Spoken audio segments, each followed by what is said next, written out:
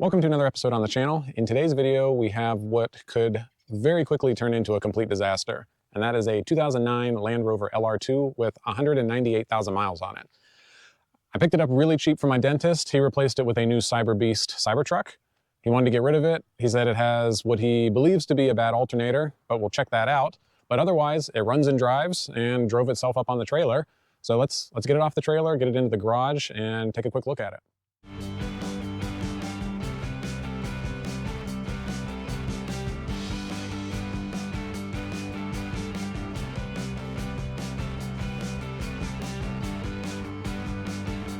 We'll do a walk around here before we get it in the garage, just to take a quick look at it.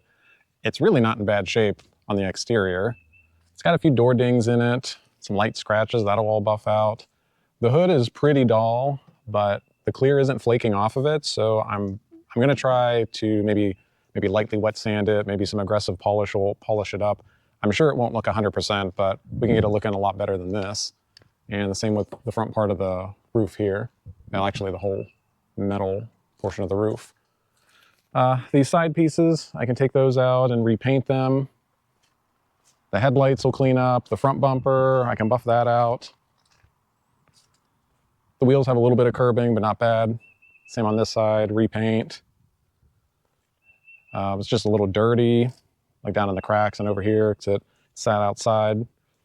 So, I mean, the exterior on this isn't bad for a 200,000 mile car.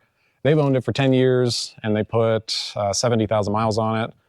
The rear tires are pretty much down to the wear bars, but he gave me two brand new tires that match the front. He just replaced the front not too long ago. So we got those in the back. Take a quick look in the interior. That's where things kind of go off the rails pretty bad. So common problem on these, the dash is cracked to shit. Really not much I can do with that for a reasonable price.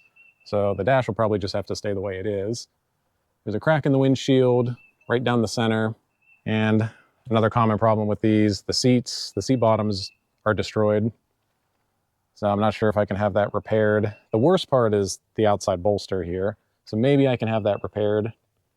The heated seat is still working, but I can see some copper wire sticking through, so it probably won't be long before that one stops working. And armrests on all of these. So you can buy armrest covers on eBay for like 20 bucks. So I can clean that up without a problem. And if we take a look in the back, so the door panels, all the door panels are in nice shape. Those will clean up. The seats are not in bad shape in the back. Carpet will clean up. The headliner is dirty, but it's not sagging anywhere. So I can clean it up. If we move to the back, got some loose trim, put that back in place, clean up stuff. And this is my first British car, even though this is kind of a mashup of Volvo parts. We can see we got Volvo switches there, and the very familiar Volvo 3.2 liter inline six. And the alternator is down in there. You have to remove the intake to get to it. So we'll deal with that once we get it in the garage. I'm sure with that many miles on it, it's probably leaking oil from everywhere, but it starts and runs pretty well. Let's fire it up, take a listen. Has two keys.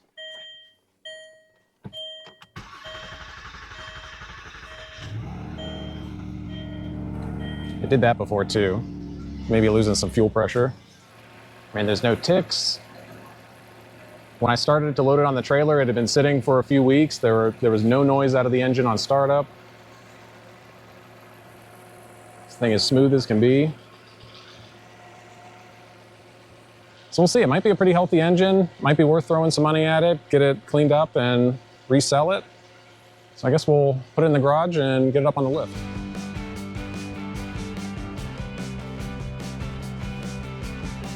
I've got it a foot or so in the air. I wanted to take a look from the top side first before we do anything else. I want to take a look at the alternator. And on anything that's old, sometimes you need a little help getting it up here. But before I went to look at the car, I pulled some YouTube videos to see what was involved to replace the alternator. It's kind of a pain that you have to pull the intake manifold off of it, but once that's off, there's a ton of space in here. You're not really limited by space. Now, the design of this is very bizarre. So I've never dealt with an alternator that's gear driven. Usually the alternator and accessories are on one side, driven by a belt, no problem. But this is odd because you've got the AC compressor and the power steering pump and then the water pump back here with a belt in kind of the middle of the engine. And then the alternator is gear driven down in here. Now, the alternators do go bad, and at 198,000 miles, it wouldn't be surprising if it's bad. But one of the things that were noted by the YouTube guys is the gear that attaches to the engine, it's bolted on, and you have the gear that's attached to the engine. What is pretty common is that bolt will back out, and then the gear just sits there, and the alternator doesn't turn. So before I fire the parts cannon at it or look at anything else, I want to start the car and see if the alternator is actually turning. All right, the car is running. We can see over here our accessory belt spinning. And if we look down in there, hopefully we can see the alternator is not turning. So I think it is very likely that that bolt backed out and our gear is no longer spinning.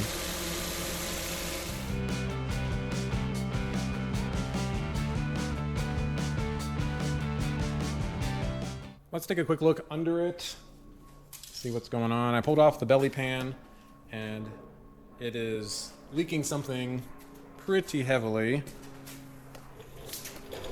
He didn't tell me what all he had done to it recently as far as maintenance, but it has two almost new half shafts in the front. It has an almost new starter. I know he is religious about oil changes, so Mobil 1 and the man filters.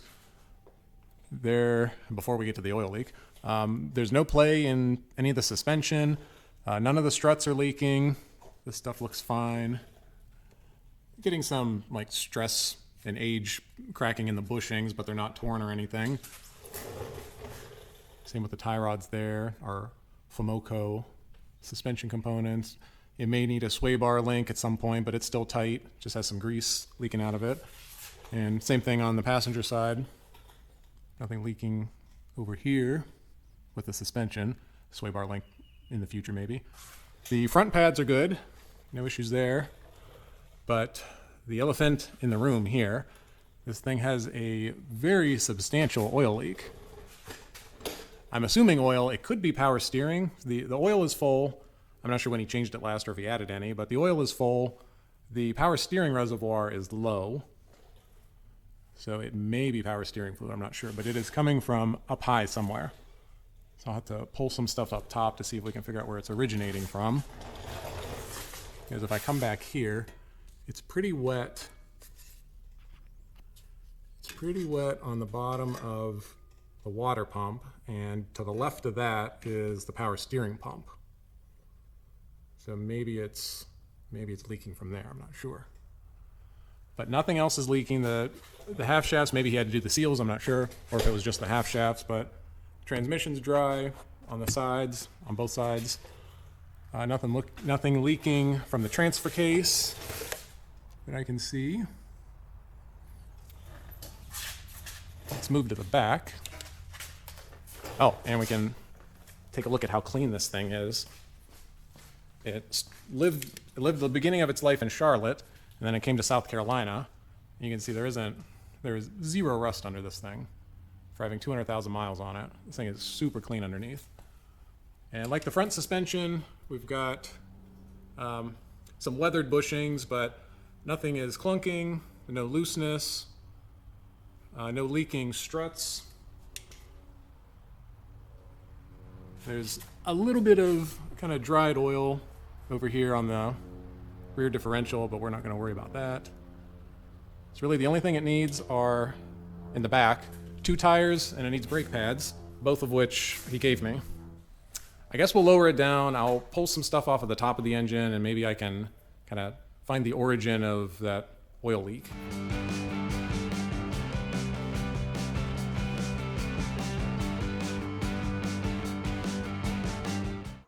Now that I vacuumed out all the leaves, I got the airbox out of it, so I can see in here a little better. And I cannot pinpoint where the oil leak is coming from. So there's a lot of oil residue on the top of the engine, but it's not wet. It's a little more wet over in this region.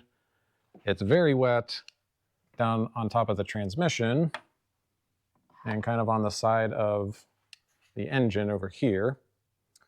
So I'm not sure. I think I'm just going to have to clean it up and then either sell it, drive it for a little while and see where it starts leaking from and catch it. But I'm pretty sure the leak is up high and then it's all just running down the engine.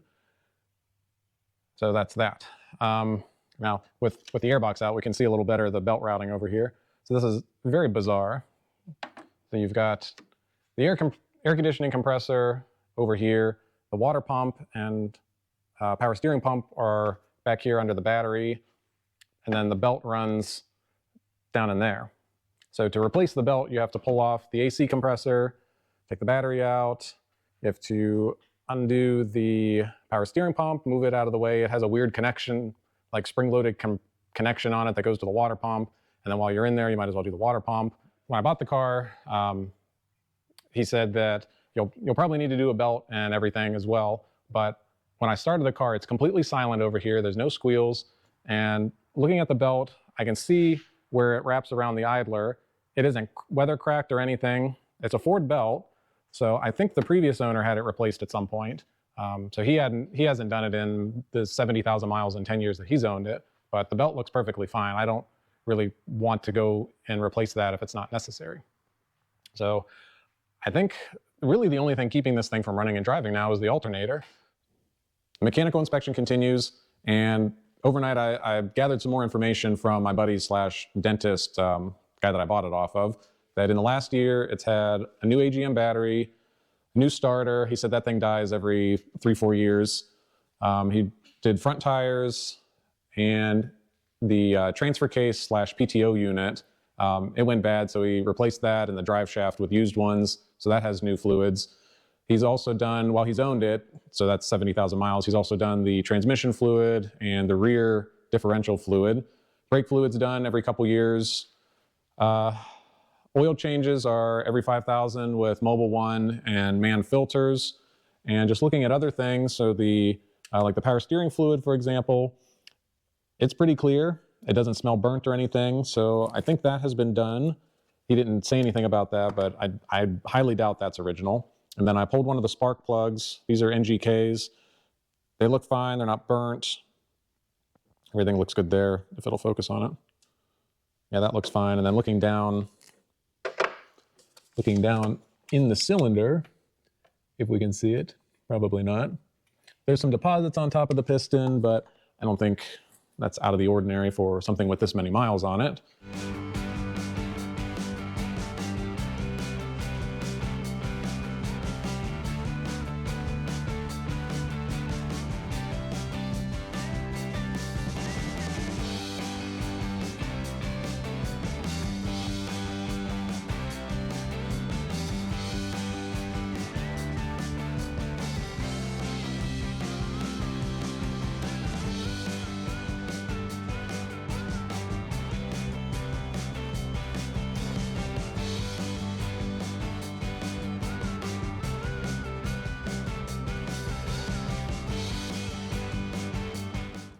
Well, this was a real pain of a job, but it's out. So in order to get the alternator and the intake manifold out, I had to unclip the fan from its mounting locations on the radiator, and then I was able to move it down and over. And then there's a bracket that holds the air conditioning and I think power steering, or maybe those are both air conditioning, whatever. But these 3 hoses against the radiator support, so I had to take that off, so it slid up and past that. But if we look down in the cylinders, for almost 200,000 miles, that's very clean. There's really no deposits on the top of the valves. There's a little bit, you can see deposits up at the front end of the intake, but I mean, down inside, if you can see it, it's pretty clean. So if we turn over here, we've got our intake manifold. We've got all of these plugs that you have to take off. So it sits, if we orient it with the engine, so it sits this way in the engine. So you need to unplug these items, which are not the easiest to get to, and They've got rubber seals in them, and it's sealed up like they're sending this thing down to the Titanic. It is really difficult to pull them off. Could be age also, but they've got a really tight seal in them. Now the alternator, I took it to AutoZone and they checked it, so alternator is fine. So our only issue was this gear and the bolt. So when I pulled the alternator off, the gear was sitting in there and the bolt was finger tight. I just took my fingers and unscrewed it the rest of the way. So there's nothing wrong with the bolt. There's nothing wrong with the gear. So I am just going to put some Loctite on the bolt and we will tighten it back down.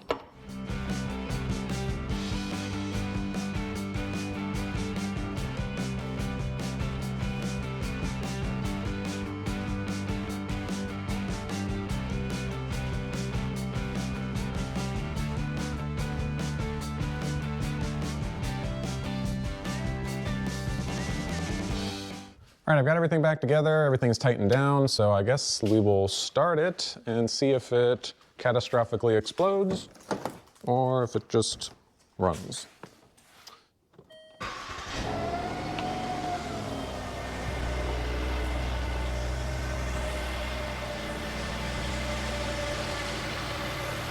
All right, well, no catastrophic bang and no smoke out of the back. Let's see if our alternator is turning now.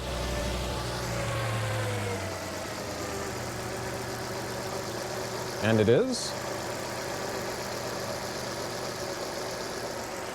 All right, well, it's purring like a old Swedish kitten, so I think that may have solved our issue. Let's make sure there's no warning lights. I see nothing inside here.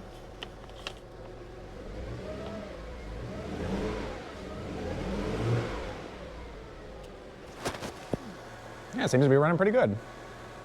Before I take this outside to degrease the engine, I used my coolant tester to test the coolant. It looked clear, so I didn't really think anything of it, but it is very old and worn out. It shows pretty much zero cold protection, so I'm going to do a coolant exchange.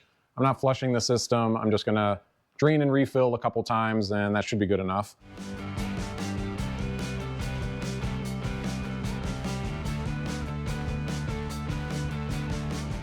Well, that went about as I expected. So the plug is a 90-degree turn, and then you pull it out.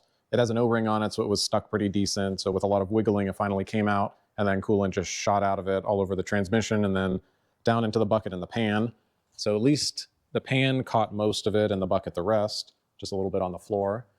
Now, if I go ahead and check our coolant, ideally you have 5 of the balls floating. That gives you negative 40 F protection. I've got 2, so that is only good to plus 5 F. So that coolant is pretty well worn out. It doesn't look rusty or gross or anything. This is an aluminum engine, so it shouldn't be rusty. But I mean, it doesn't look bad. It's just worn out. So by draining the radiator, it also drained our overflow tank. So it's a decent amount of coolant out of it. I'll fill everything back up, we'll run it, let it bleed itself out, and I'll drive it a little bit, and then I'll check with my tester the overflow tank, and I'll see how the protection level is. I am not going with some OEM whatever. I just went to Walmart and grabbed our $9.99 Prestone Good for Everything coolant. All makes, all models, ready to use, 50-50 mix. For a vehicle this old, it should be fine, especially these old Volvos. They don't really need anything that special for coolant.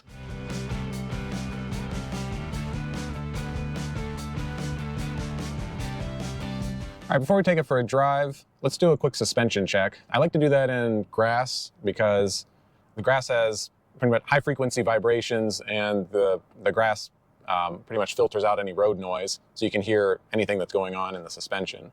So let's go out here.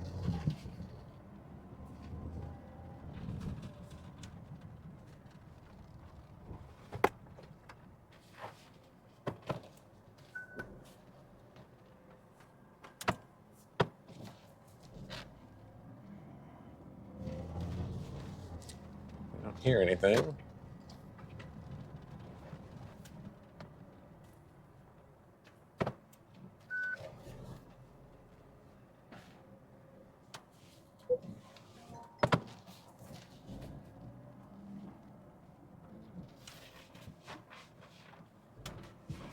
No, nothing.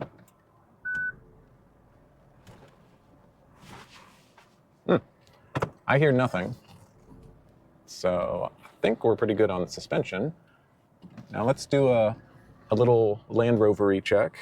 These are supposed to be able to off-road, so snow, gravel, or grass, what's that? Grass, gravel, snow, mud ruts.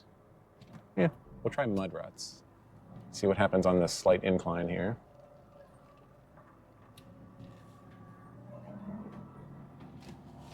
All right, that one was easy. Let's try this. Try this at an angle.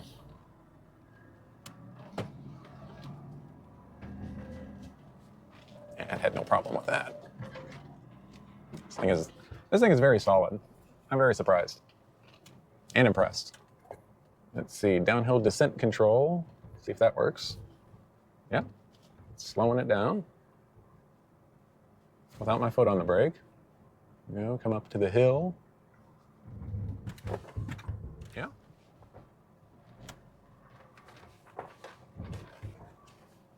Let's try this again at a steeper angle.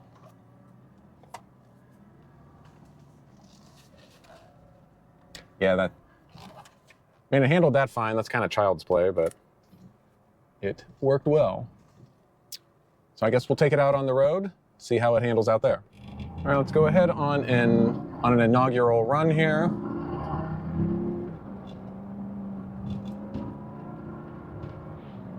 Definitely sounds like an inline six.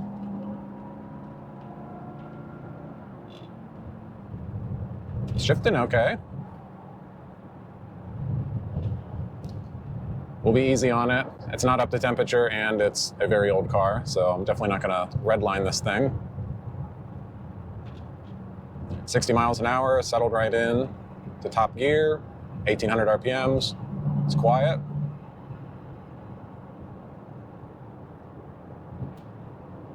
Track straight down the road.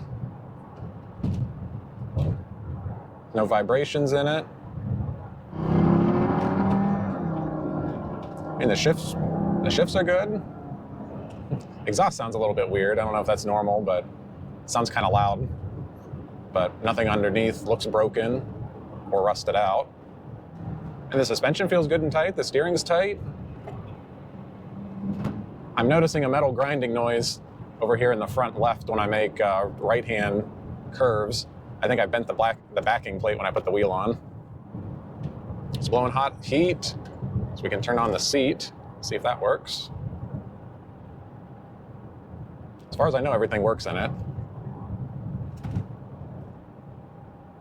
At least everything that I've checked has worked in it. Yesterday it was pretty warm outside. I turned on the air conditioner and it was blowing cold air. Ooh, yeah, the seat is getting warm.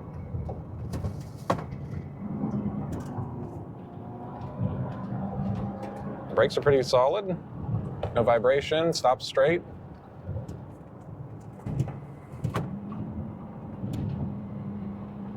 Handles decently well with the 19s and the low-profile tires. I'm pretty impressed with how this has held up, considering the year and the miles, but I guess that's what happens when you throw thousands and thousands of dollars of maintenance at a vehicle. But still, it's pretty impressive. Now, the subsequent owners, I'm sure, will run this car rapidly into the ground, but that's not my problem. All right, so let's look at the money side of things, where we're sitting currently. So I purchased the car for $1,000. I've got $24 from Rock Auto, $25 in degreaser, a light bulb, antifreeze, mountain balance, 2 tires, and tax and title. So all of those added up to $141.